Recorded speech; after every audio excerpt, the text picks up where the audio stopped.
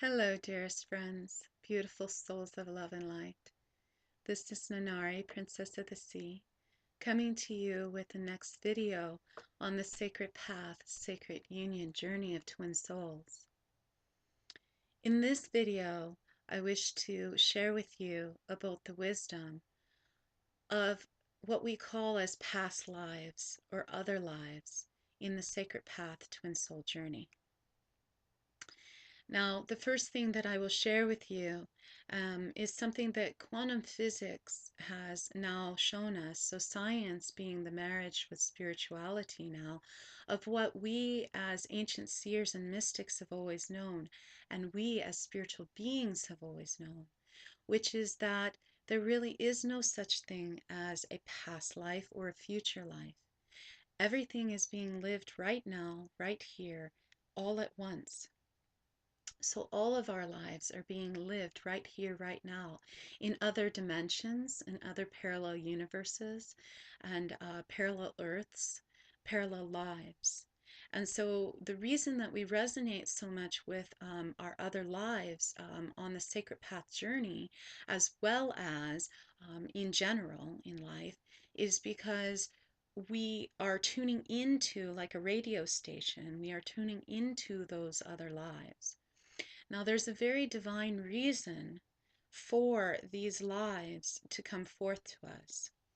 And first, I will say that on the Sacred Path journey with our twin souls, it is imperative that when we come together, either spiritually, remembering telepathically together, or also in physical form, whether it's through writing of letters or phone conversations or being in physical contact with another, where our twin soul, where we're in physical presence of physically being together, that those past lives or those other lives are discovered on the journey together.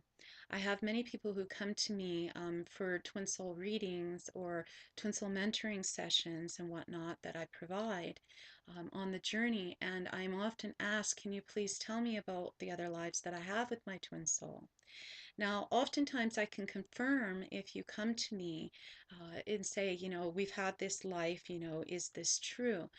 But most of the time, I'm free from being able to give the wisdom of specifics of your other lives together, because it is within the journey of the twin souls coming together physically or connecting etherically, spiritually, that those lives are meant to come through the two of you and only the two of you for your own discovery and your own path so that you can meld those together.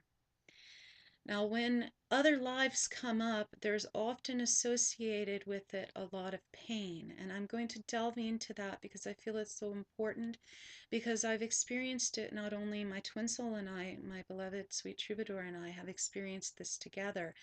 Also, many have come to me with this, and I will explain why that is and share with you our journey. I will also say that as our other lives, there within the twin soul journey, within the sacred path journey, it is that there is an exception to the rule, but for the most part, twin souls are not to have very many lives together here on this earth. The reason for this is that we are to have many soul mates and also near twins that we have other relationships with in varying degrees, romantic or otherwise. Could be, daughter, sister, mother, relationships as well. But we have those relationships with a vast amount of other soulmates and near twins so that we may do what we call from an earthly standpoint as karmic balance, where we have the majority of our soul rememberings, or what we earthly call as life lessons, occur with those soulmates to keep the purity of the twin soul union as pure as possible.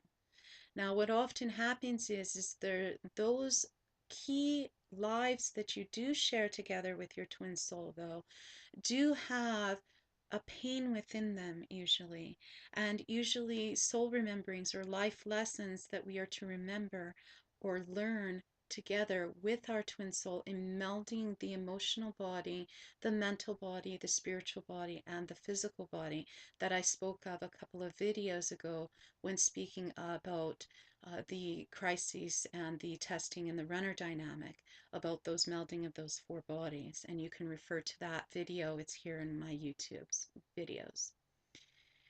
So within that, we will often have pain come up within these lives. I will share with you, my beloved sweet troubadours, my journey with it, and then share with you also why this happens and the gift that is within it. Back in 2008, the first night that my beloved sweet troubadour and I spent together was winter solstice. And I remember very clearly the first moment that I ever laid up eyes upon him. I was in total awe that evening, and he with me. He was performing in a spiritual center here locally, and I walked in and said hello to our beautiful friend Dale, who is the one who runs that spiritual center. And when Dale embraced me and he hugged me, it was like he was welcoming me home. And I will never forget those moments. And he even said, "Welcome home" to me in those moments. And I just felt such a love and such a homecoming. And then the next moment I turned the corner and there was my beloved sweet troubadour. And just to see him, and I still feel this way 4.5 years later. Every time I look at him, I see God. And I was in total awe and wonder, not from this, like fan based thing, like I'm, this adoring fan. No, it was deep, true, divine, unconditional love of just being in the presence of God. And in those moments of him performing and in the service that we had that evening, it was just so beautiful. And I remember in those moments when we had a candle lighting that I was standing right in front of him with my back towards him as I was lighting the candle because he was in the front row. And I could just feel his love and his energy just pouring right through me. And in those moments that he was playing all of the songs that we had, created together in some level energetically and worked on together, as I spoke of in my other videos. And there was a moment when the woman who I was with had kind of touched me on the shoulder and she had said to me, "I think he finally noticed that you're here," because he had just gazed right at me and I gazed right back at him. And I just kind of had my gaze on him and just was like, uh-huh. Well, in those moments later that evening, when he would come and embrace me and give me a hug and another woman a hug, he let go of that other woman very quickly, yet he did not let go of me. He just held me. And we were standing there, arm in arm for like the longest time. And I had this quick vision of what it felt like to be like it was our reception, our wedding reception. And, I kind of, just kept that in mind. And we stood there talking with others for the longest time, just arm in arm that way, and just so connected. And then later he left and went to go mingle with others and grabbed my hand and just, held it tightly, as if to say, "I'm still here. I'm not going anywhere. I'm just going to go mingle." And I kind of looked at him, was like, okay. And later he went to go get his guitars and whatnot and went up to the front of the center and I followed him. And we were standing there just eye locked in this incredible gaze of beautiful love together. And in those moments, our other lives were being poured through us, and I could feel it, and so could he. And my beloved sweet troubadour just humbly turned to me in that moment and gazing in my eyes and said something that I will truly never forget. It is etched forever in my heart. He said to me, "Am I all that you thought that I would be?" And in those moments, the tears just came upon me as they are now in remembering it, just tears of love. And all I could manage to say to him in those moments was, yes, that and so much more. And it was like we were receiving a download of our lives together in those moments, just gazing into each other's eyes that we hadn't had in the moments before. We had written to one another about our life in Lemuria, and we had memories of that. But this was on a physical level, and so it was taking it to a whole new level about the other lives as well. And I shared about our lives in our life in Lemuria a little bit in the other videos. If you go back and listen to those, they're here on my YouTube. And also, what happened in that moment when we were gazing into each other's eyes and we were receiving a download, unbeknownst to me, a woman who I had just met moments before, had her son as well. I had just met moments before this, and he did not know who I was physically. He had just met me. So he did not know who I was, and he did not know who I was to my beloved sweet Troubadour either. And he had come into the center in that moment, and he stood there. And unbeknownst to the two of us, because neither one of us were aware of anyone who was in the room, but our eyes were still locked in a gaze, and I heard this voice, and it was from this boy. And he turned around and he said, "Chris, you know, the two of you are meant to be together. You should ask her to marry you. You two should be married." And in those moments, there was a bit of shock in my eyes, I remember, and, of acknowledgement of what I knew in my heart was true, and what he knew in his heart was also true. And yet we still just kept our gaze upon one another. We didn't look at this boy, and we just both said yes in that moment to one another. And I had said thank you, and he said you're welcome, and he left the room. And so it was quite profound, how in tuned he was, and is a very in tuned soul. And so what happened later on was, as we went to go to a local pub to have a gathering for the solstice. And in those moments, we were sitting in the car with this little boy, and I couldn't say he's a little boy, he was 11 at the time. And he basically had apologized to Chris and I for, saying such. And I turned around to him because Chris and I were sitting in the front, Chris was driving. And I turned to this boy, and I said, why would you be sorry? You're very in tuned. You have no idea how in tuned you really are. And he said, why? Is there some truth to it? And right at that moment, we were stopped at a red light. And so I had put my hand on Chris's hand that was on the gear shift, and Chris looked deeply into my eyes and I into his. And I simply said to this boy, I said, yes, there is truth to it. And I know Chris knows this too. And Chris kind of, nodded his head in a yes, didn't really say anything, but acknowledged it. And so later that evening, we ended up spending a very passionate night together, in which he had driven me back to the place where I was staying at that time, because we deeply knew that we had to talk privately, and it was the only time that we could talk privately. But the whole evening before that, we we were just so connected, so interlocked. We were sitting directly across from one another, and everyone could feel the power between us, even though nothing was being said. Everyone could feel the love. And later, when it was just the two of us, he had taken off his ring, which is my ring that he wears, and had set it on the table and had said, "This is why I'm here." And I had picked up the ring and I put it on my wedding finger. And I said to him, "This is also why I'm here." And in that moment, we locked eyes, and he held my hand. And we were remembering our life together in Lemuria when we were married. And we spoke of our life in Lemurian together. It was the first time we had ever spoken in Lemurian together. And we said our ancient blessing to one another when we married in Lemuria. And it was as if it was happening right here, right now, in that moment as well. We were marrying one another. And then after we said our blessing to one another in Lemurian, he was still holding my hand. And he said, I know this is why you're here. And then he gently took the ring off, placed it back on the table, and blessed it with the wine, and then put it back on his chest.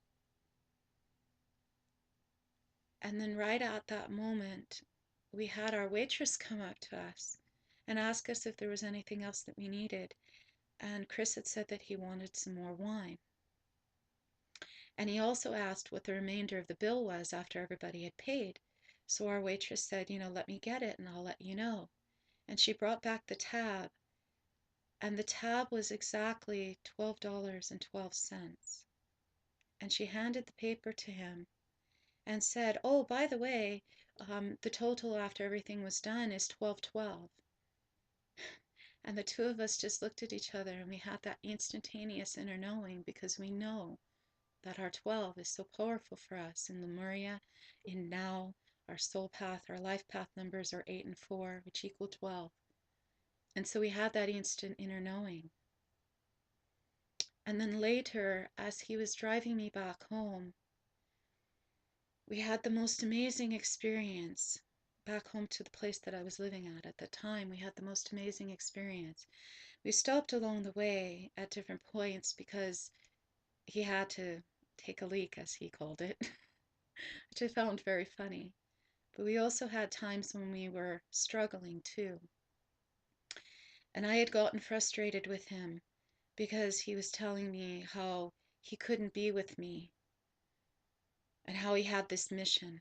And so I had gotten frustrated at one point, and the first time we stopped, I got out of the car and I took my stuff and I walked away. And I walked to this motel that wasn't too far, that was over by a pub that we both love. And I stood there at the entrance to that hotel for quite a long time, and I kept looking back at the car. My beloved sweet Troubadour never left me.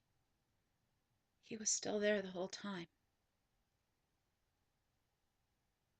And when I came back to the car, we just continued and we drove on. Because when I left and he was crying out to me, he said, where are you going? On the verge of tears almost. And I said I was leaving. And I didn't know how powerful that statement was until a little while later that night and in the subsequent months that followed. But when I got back in the car, the following time that we stopped, when he had to take a leak, he put his hand on mine and he said, you know that it's not because I don't love you and that I don't want to be with you. It's just that I have a mission. And then he said to me, promise me that you will not get out of this car again. Promise me that you won't leave me. And I said, yes, I promise that I won't leave you. And I did not know how powerful those statements were until what happened a little later on either. Because after he had taken his leak, he had opened the car door and he asked me to get out of the car. He wanted to show me something. So I got out of the car and it was freezing. It was about -30 that night. So it was quite cold. And in those moments, though, it was clear as a bell. There was no clouds in the sky. And he was showing me the stars. He showed me Orion, our home, Orion and Lyra, where we're from. He showed me the Big Dipper. He showed me Solaris, the North Star. And in those moments, he had his hands up in the air and he said to me, pointing to the stars, showing me the stars, he said, I used those stars to navigate the seas 300 years ago. In my life, in our life, that life. And then he brought his hands down to me and he put one hand behind my back, behind my neck. And he grabbed me so passionately and pulled me towards him. And he just gazed into my eyes And we were receiving that download of that life, our life 300 years ago, 352 years ago to be exact. And in those moments, I said, yes, I know. Because I knew that life and I was remembering that life, and so was he in those moments. And he pulled me closer to him, and he was going to kiss me right then and there. But then he said, it's too fucking cold. Can we take this in the car? And I had to laugh. And I said, yes. And we did.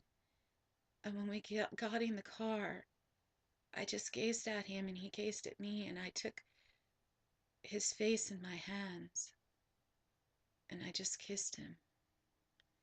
And he kissed me back. And we just started kissing so passionately for the longest time. And it was so deep and so passionate and so intimate, and it was such a homecoming, and it was as if all those lives, the life from 352 years ago, our life from Lemuria, our life together in Orion, our life as Khalil Gibran and Mary Haskell, our life as Rumi, and when I was his devotee, it all was flooding back to us in the moments of those deep, passionate kisses. And when he finally let me go for that moment, he said, now you have tasted me. And I said, yes, and now you have tasted me too. And then we kept driving. And we kept stopping at different points. And at one point, when we had missed the turnoff, we ended up going kilometers and kilometers out of the way. And unconsciously, I know he did that because he wanted to spend more time with me and he didn't want to let me go. And when we finally were making the last turn to the place where I was staying at the time, the retreat center, he had stopped the car and all he did was just gaze into my eyes. And he couldn't stop gazing into my eyes. And in that moment, I started kissing his hand and sucking on his fingers and his thumb. And then I gazed into his eyes once more and I looked at him, and for some reason in that moment, I felt compelled to say this, and I did not know why until a little bit later. But I said these words to him. I said, I love you. I believe in you. I have faith in you. I'm not going anywhere. I'm not going to leave you. And he said, I know. And the tears that welled up in his eyes in that moment, I knew how deeply it was touching him. And then just a little while later, when we finally arrived at the retreat center, I had said goodnight to him and I reached my hand for the door. And I said goodnight and I started to open the door. And he took my left hand and he kissed my ring finger. And he just kept kissing my ring finger. And he said, wait, don't go. And I let go of the door handle and I said, okay. And the next thing I knew, he pulled me to him and was holding me and was kissing me so passionately over and over again. He kept saying to me, I love you, please don't go, please don't leave me. I love you. And he just kept kissing me over and over again. And he was crying, and so was I. And I kept saying to him, I'm not going anywhere. And I love you too. And I love you so much. And the pain in those moments, and yet the overwhelming love in those moments, even remembering it now, and I know he remembers it too.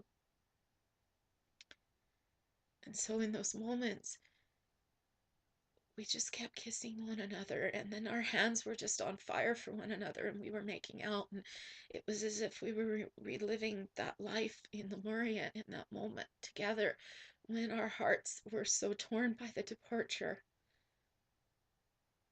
And he couldn't keep his hands off me, and I couldn't keep my hands off him. And it wasn't like we were just having sex. It wasn't like we were just making out. It was a memory. It was a remembering. And when you come together like that, your bodies remember. In subsequent later, he would try to deny it and deny me and say that that night didn't happen and to say that that didn't happen and we didn't almost make love that night. Had we had more room in his car, we would have consummated our relationship that night. But we didn't have room in his car. But we consummated it as far as we could.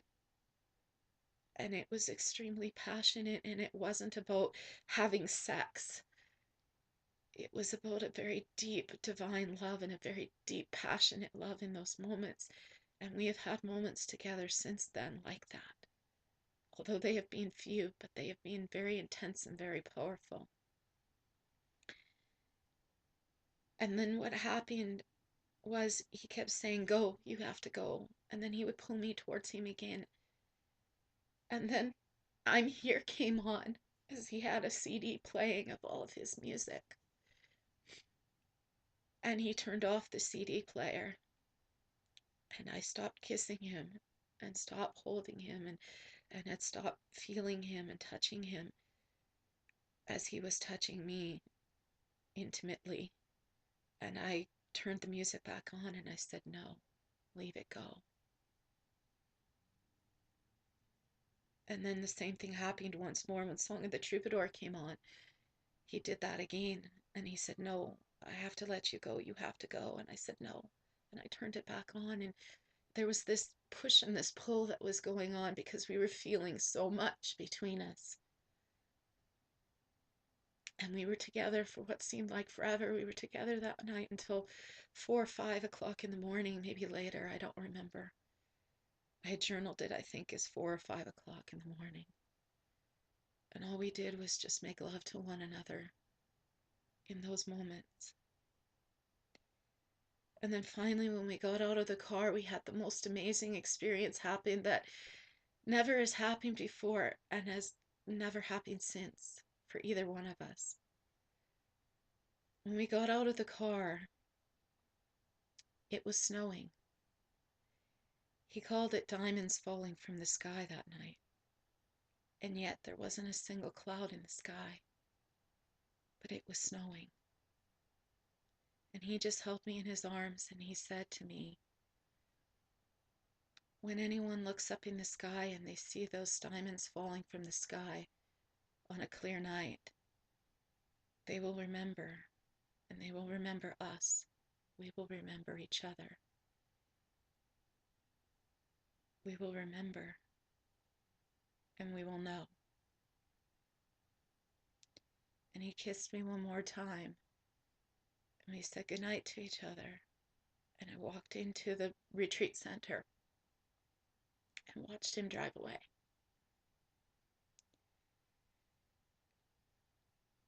Subsequently, what happened after that, in the months that followed, we started having more and more memories of that life. It started with just a basic recollection of it being 352 years ago.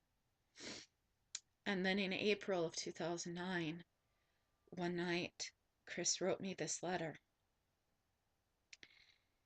It's got dot, dot, dot, dot, dot, dot, dot, and it says, "The troubadour's heart, years later, was pierced to the core when the princess died.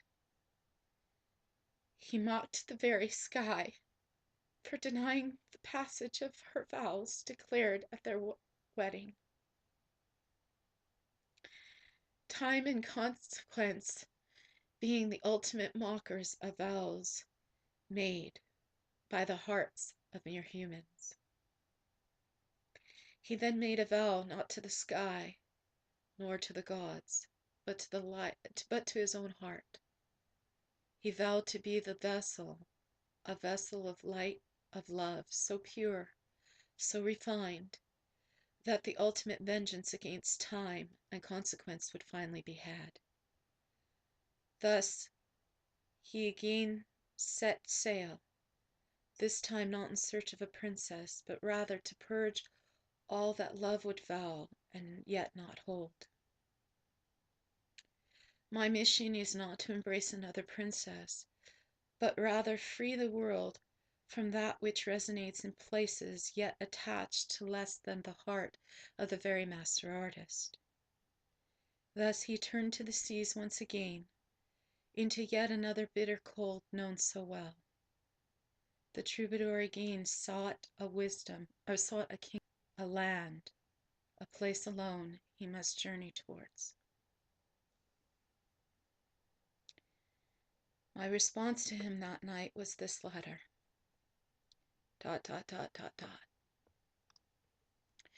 Tears flowing from me. I know and understand this. More than you know, I do. You don't think I know she died 300 years ago? And that was me. I know I left you then. And I know, and I wrote to you. Remember, we talked about this at Christmas time, winter solstice time. I wrote that I was so sorry for leaving you. Not only then, but in Lemuria when we parted and then reunited. And also all the way back to a first separation as twin souls, as twins. We were separated from Source.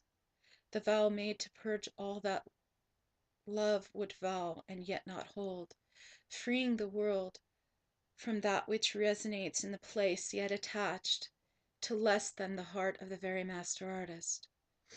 This heart of the master artist is love, and it is the love of all loves. Yet the master artist even understands that such love, when the princess dying, never left the troubadour. She did not leave him. For when we are connected as one soul, as twin souls, that love is free from ever leaving. Such a kingdom to be sought by the troubadour and given to all in this message of your heart from this now will open the door for that love of the princess. She has never left you. She is here. I am right here, baby. Understand that she has never left you, which is why I will never leave you.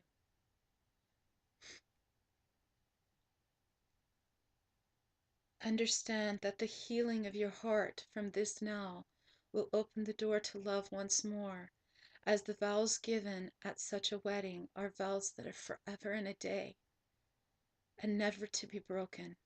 Even in death, physically, can never separate us, my love.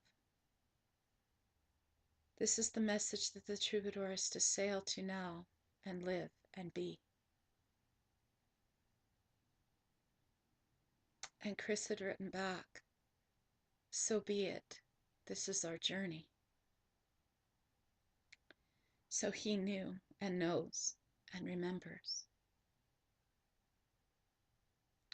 And I had written back, yes, this is our journey. 342 years ago, 352 years ago. Yes, we were married, and yes, I died. I gave birth to our daughter, Caitlin Rose, and she died at birth, and it broke my heart. And thus I felt I could not hold on anymore, and I drowned myself in Cow Lake right there at Cousins Bay, as Cow Lake then opened to the sea. You sailed the seas the rest of that life, mocking the very sky for denying the passage of my own vows declared at our wedding. Think it not strange that this is why you push me away now? Why you apologized for what happened at Christmas in pushing me away? Because you are still angry and hurt and in pain for me leaving you then. Think it not strange why it is so important that I come back home now to Cousins Bay. Why then I was there, when I was there, that I made it to Cousins Bay, that I was there by myself, because you understand that we're to be there together. Don't you know that I know that this is why you love Sea Bay so much? Why you sit there and meditate and gaze at the waters so in remembrance of me? I know it, I can feel it, and feel you, just as you feel me. You sit there at Sea Bay in remembrance of our initial separation from Source as twin souls, or one soul. And then of us being in our star constellation of Orion together. And then of us both being birthed into these very waters of the Lemurian waters, which is Cousins Bay. how we separated in Lemuria for a time because you went to try to save the lands, only to be injured in battle. And you came back home to me, and we reunited then. But you were almost near death then. And of our life 352 years ago when I left you, and how I am so sorry that I left you. And we talked about it and wrote it about it at Christmas time. Baby, I know and I understand. The vow made to purge all love, all that love would vow and yet not hold, freeing the world from that which resonates in a place yet attached to less than that heart of love of the very master artist. The heart of the very master artist is love and is of all loves. And we are connected and I'm free from ever leaving you. We are never separate. This is what is to be healed. This is our journey. And then I further wrote, make a new scene, using his lyrics from a song called Dreams Come True. I wrote, make a new scene where dreams come true. The scene of what is to be rewritten, of what is, that we are to be together. The rewritten of the vows so that the vows are free from being mocked. That the troubadour and the princess are as one, forever, forever in a day. Beyond infinity, beyond eternity. For such love, such vows never leave. No longer does the troubadour need to turn into the bitter cold, for the troubadour is home. Home within the love of the princess, and home within him, and home within the love of the master artist. Rest in the arms of this love tonight, honey. Come home to the shore where the princess is awaiting you. She is there. I'm here. She is free from ever leaving you, baby. I'm here. Make a new scene where dreams do come true. And he had written back that he couldn't. He said, I can't. And I had written back to him, now you understand why more now than ever it is so important for me to come back home. Why I, the real princess, am in your life to help you to heal your heart.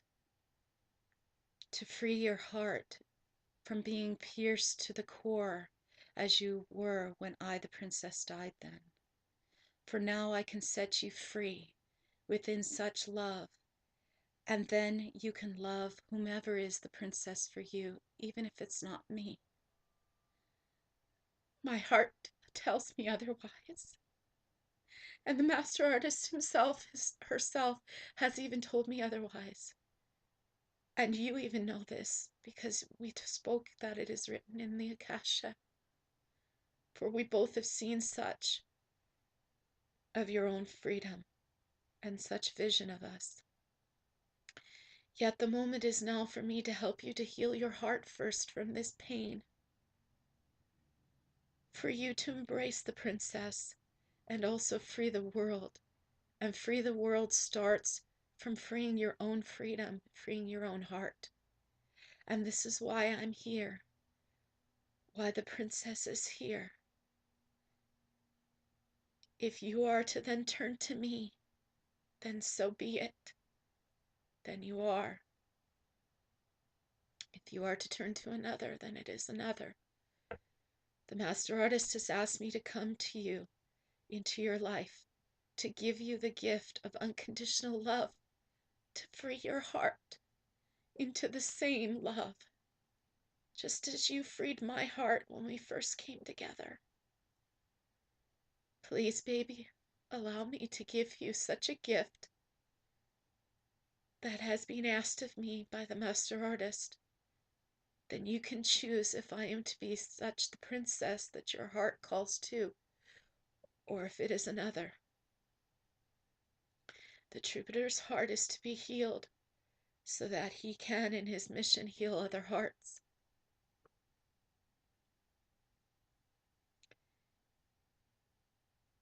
He then wrote back to me, "Then so be it."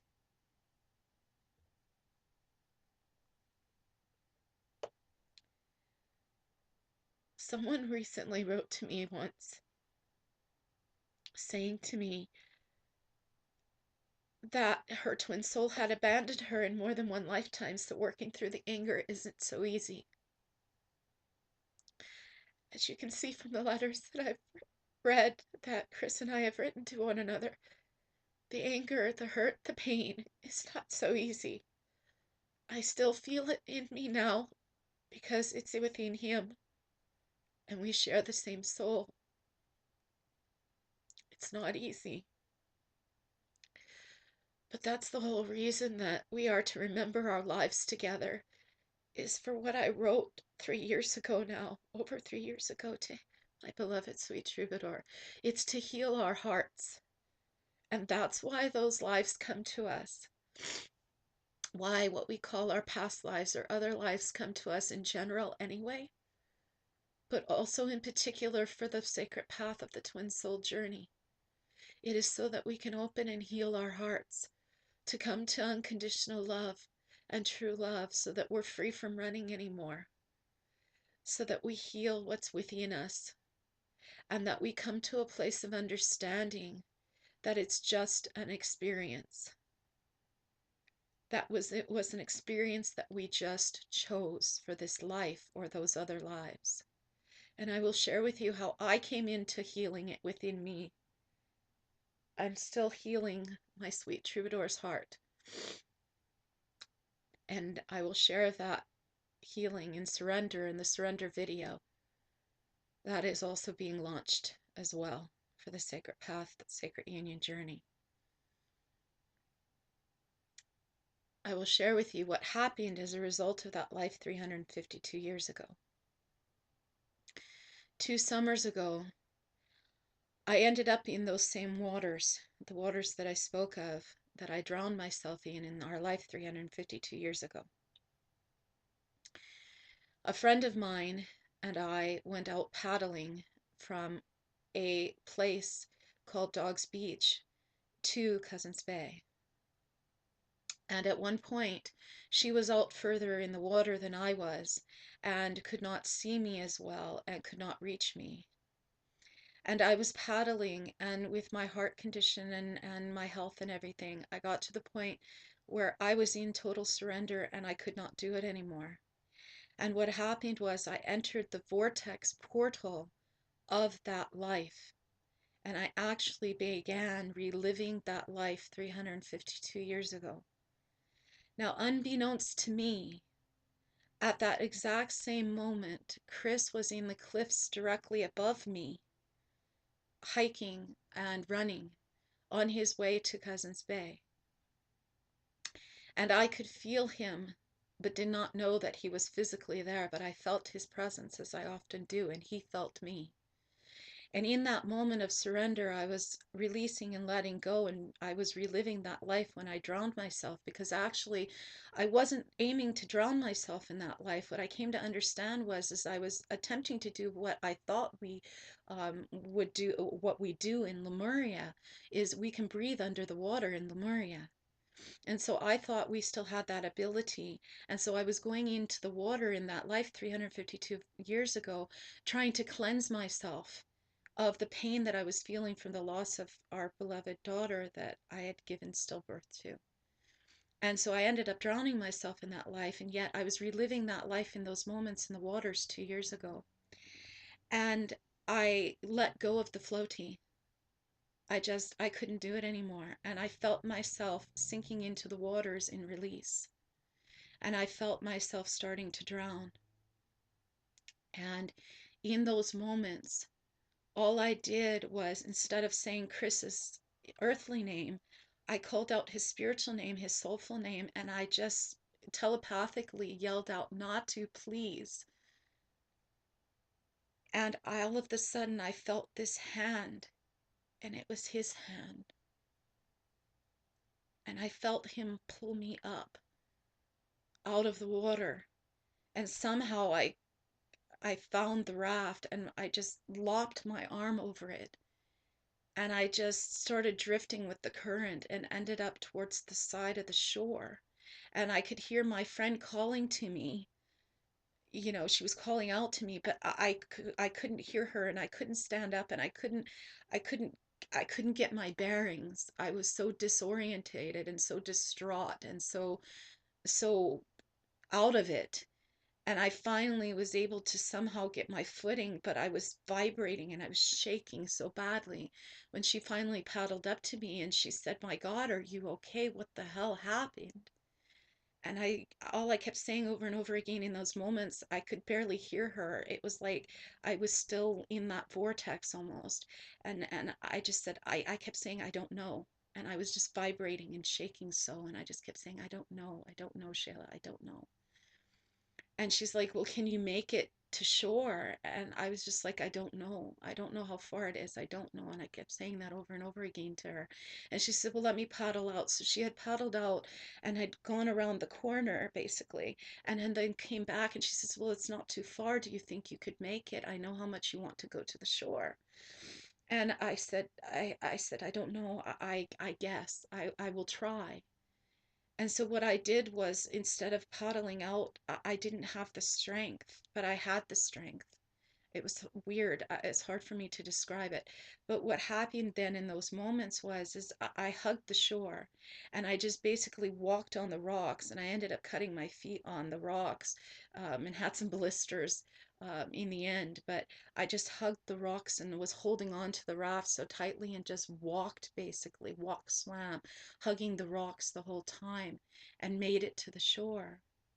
And when I got to the shore where it was shallow enough water, I just let go of the raft and I knelt down in the sand, in the water, in such appreciation and gratitude that I didn't do what it was that I did in that life 352 years ago, that we did. Natu saved me from that, what he couldn't do in that life, because in that life 352 years ago, he found my body in the water and he tried to save me but couldn't, and I felt all that anguish and that pain, and his crying in those moments 352 years ago. Yet this time his hand saved me. He pulled me out of the water. And so when I reached the shore and I knelt down on the sand, still in the water, I was still waist deep in the water at that point, kneeling down in such gratitude, I put my hands in the air and I yelled out, "Fuck yeah, I did it!" Like that. We did it. Fuck yeah. And there was this gentleman who was on the shore who was with his couple of dogs. And I remember him looking at me, and I just kind of gazed at him really quickly. And I know he was looking at me like, okay, what is up with her, kind of thing. And it was rather funny. But I ended up going back to shore, coming back to shore the rest of the way. And my friend had ended up being on the shore quite a ways down and was carrying her floaty. And she came and sat down. We both sat down on our floaties. And she said to me, she says, "Would you mind telling me what the fuck just happened here? Tell me what happened." And so I shared with her what happened. And she shared with me that while she was adrift, all she felt was like she was to hold space, that she knew she couldn't reach me. She kept trying to swim out at first. And yet it was like something was stopping her. And it was because I was in this vortex portal and she couldn't enter this vortex. And so this portal, and so she said, "All I did was just let go and release and was holding space for you, knowing whatever was to happen was to happen." And as I was sharing with her and she was sharing with me, the next thing you know, come down the path was my beloved sweet troubadour, Chris Natu. And he came and he sat down with us, and we were together, the three of us, that afternoon in the water, and we, played in the water, and we delighted in talking about the bears and the eagles and everything else. But we also shared with one another what happened. And he proceeded to tell me in those moments, and this friend who was with me, that in those moments, he was above the cliffs, right above me, when I was in that vortex portal. And I said to him, "I knew it, and I knew you were meant to save me, that we were not meant to repeat what happened 352 years ago." And so I share all of this with you now to share with you how important, when this woman had written to me and said, "Well, my twin soul has abandoned me in more than one lifetime, so working through the anger isn't easy." Well, it's not easy. But the whole reason for it is so that we can heal our hearts and not repeat, to come into balance with those, to see that we are to go through it and feel the experience, but then first of all come to a place that we understand that it was just an experience that we chose. Because our heart, as I share in the video coming that you will hear about surrender, the heart is in a place of non-judgment, of non-ego. And in that place, we see all as just experience. And so, in the humanness of us, we are to experience that pain and go through those emotions, just as we are in this life. We are to experience that pain and go through those emotions because that's why we come here to this earth. Because we come here to experience, as I've said before in the other videos, we come here to experience in physical the humanness of experience, that of which we cannot experience in spirit. Because in spirit, we don't have these pains and emotions. We have the heart experience, which is just experience. We just see it as, oh, okay, that's how I died in that life. Oh, okay, that's what I chose. Oh, okay, I gave birth to a baby stillborn. Wow, what an experience. I had never had that experience in any of my other lives. That's why I chose that. See, that's where the heart comes from. In true heart resonance, that's who we are also in spirit. The humanness of us, though, is to experience that pain and to gather from those lives together with our twin soul in melding these spiritual, emotional, physical, and mental bodies so that we can come into that place of true divine love of the heart space of experience. And so also to understand that what I wrote to my beloved sweet troubadour in those letters 3 years ago, which is, we've never abandoned one another. I, his princess, have never abandoned him. He, my beloved troubadour, has never abandoned me. That initial separation that we feel as twin souls is an expansion rather than a separation.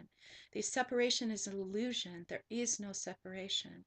There is no abandonment. And when we can come into that heart space and understand truly from the heart, with the absence of ego and judgment, that says, okay, this is just an experience, that's where that space of true divine love really is.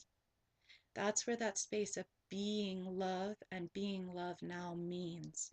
That's what it means to be love now, to be as God sees, to be as God is, to be love and loving, is to be in that heart space of total non-judgment and non-ego, just seeing it as experience. And so that's why I shared with you and even expressed in this video of the pain that still is within us, that is still being shifted between my twin soul and I, so that we come to that illumination space. And I will share more of that self-illumination and harmonization in the next video. So for now, please understand that the other lives that you share with your twin soul, you are meant to go through that journey together, and the blessing and the gift that it is, so that you come into self-realization, illumination, and harmonization of the heart resonance of true divine love. I love you. Espavo.